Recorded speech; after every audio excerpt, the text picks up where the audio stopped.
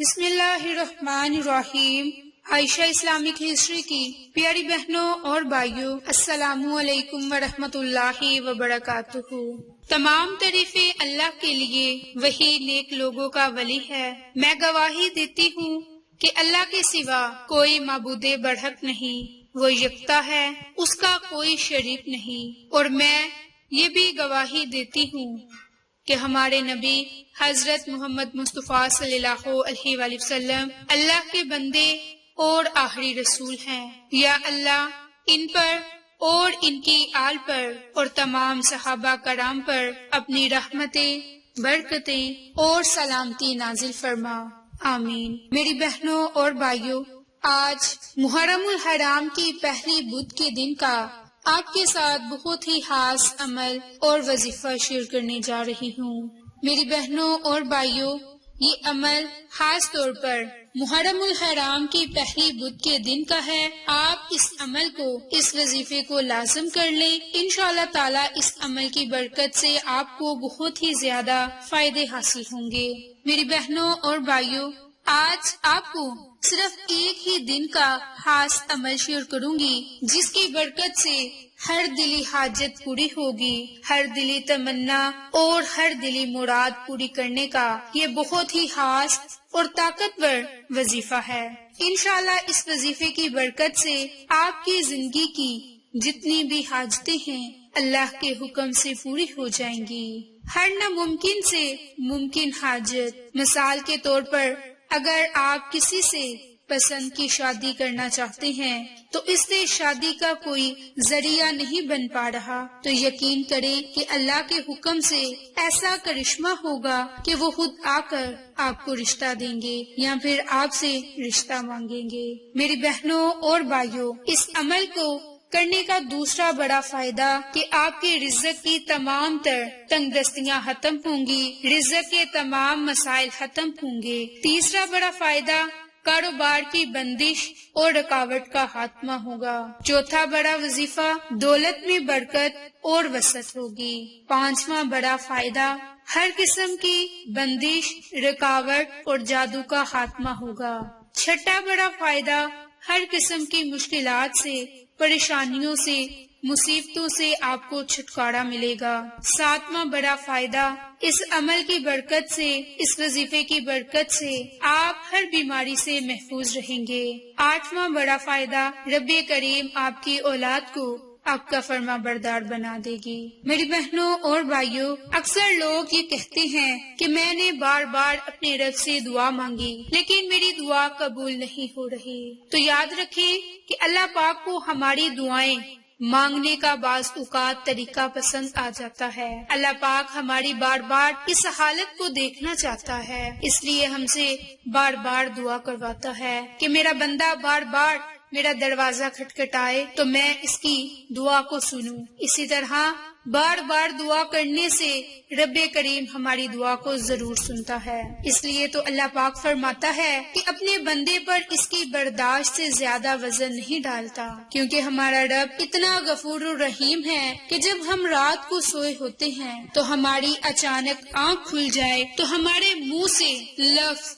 یا رب یا پھر یا اللہ نکل جائے تو ہماری ایک اس پکار پر ہمارا رب پکارتا ہے کہ بول میرے بندے، میں حاضر ہوں۔ تو اس وقت میں رب تعالیٰ سے جو دعا مانگی جائے وہ دعا ہماری ضرور قبول ہو جاتی ہے۔ میری بہنوں اور بھائیوں، یہ دن ایسے دن ہیں کہ جن کی متعلق بہت ہی زیادہ فضیلت ہے، بہت ہی برکات ہیں۔ ایک روایت میں ہے کہ حسین علیہ السلام نے سواری سے اتر کر خاک کربلا کو سونگا اور پھر رونا شروع کر دیا اور فرمایا کہ اللہ کی قسم، اس مٹی سے ہمارے خون کی خوشبو آ رہی ہے، بس یہی ہمارا وعدہ گاہ ہے، یہی ہم اللہ کی راہ میں قربان ہوں گے اور یہاں سے ہی کل ہم اللہ کے روبرو محشور ہوں گے۔ میری بہنوں اور بھائیوں، حضرت امام حسین کا گھوڑا اس وادی میں جب پہنچا تو قدم آگے نہ بڑھایا۔ امام حسین علیہ السلام نے گھوڑے کو آگے چلنے کے لیے ہانکا، لیکن گھوڑا ایک قدم بھی نہ بڑھا۔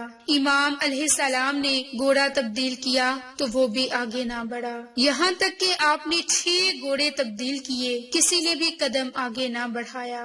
امام علیہ السلام نے پھر اپنے صحابہ سے پوچھا کہ یہ کون سی زمین ہے؟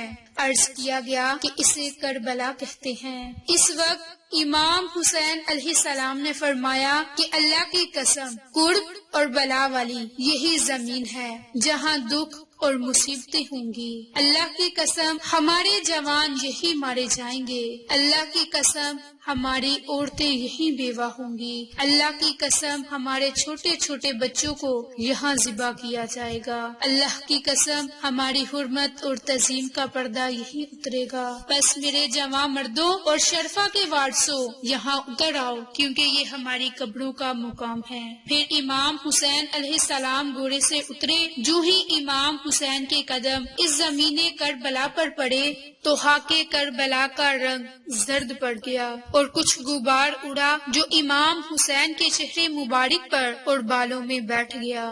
شہید کربلا امام حسین نے زمین کربلا کو خریدا اور وحشت ناک وادی میں جناب سیدہ زینب علیہ السلام امام حسین کی خدمت میں آئیں اور عرض کیا کہ یہ وادی بہت ہی وحشت ناک، دردناک اور ہولناک ہے۔ جس وقت سے ہم یہاں اترے ہیں میرے دل پر وحشت کا بوجھ زیادہ ہوتا جا رہا ہے۔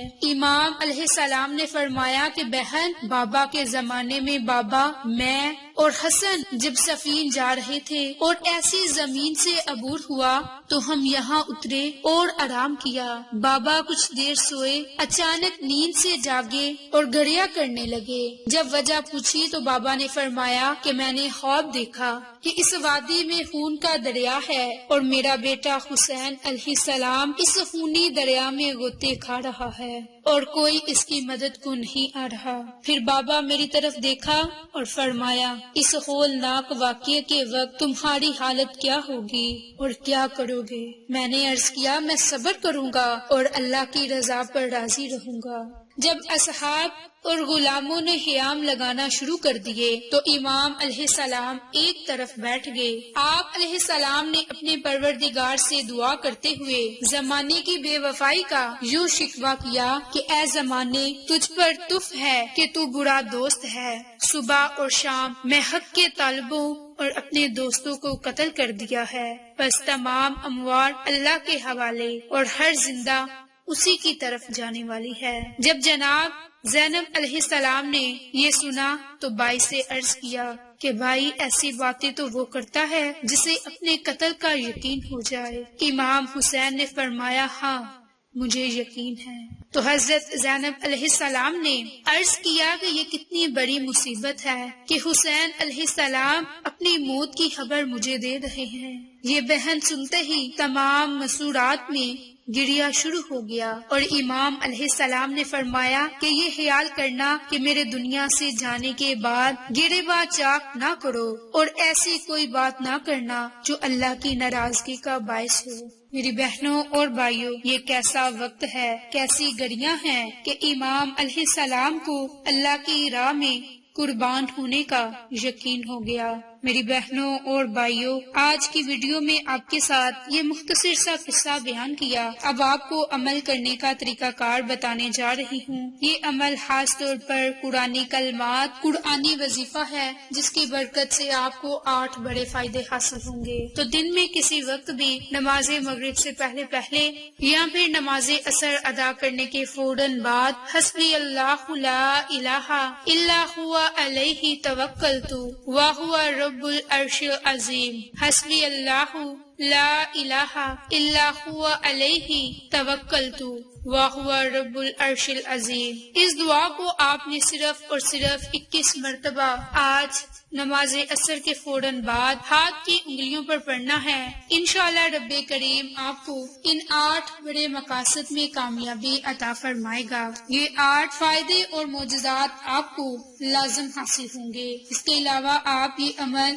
یہ وظیفہ جمعرات اور جمعہ کے دن بھی کر سکتے ہیں، کیونکہ یہ محرم کی پہلی بدھ، جمعرات اور جمعہ کا عمل ہے۔ تو آپ ان 3 دنوں میں اس عمل کو، اس وظیفے کو مسلسل لازم کریں۔ اس کے علاوہ جب بھی آپ چاہیں یہ عمل، یہ وظیفہ کر سکتے ہیں۔ آپ کو یہ ہماری ویڈیوز پسند آئیں تو اسے لائک، شیئر اور سبسکرائب کریں۔ جزاک اللہ۔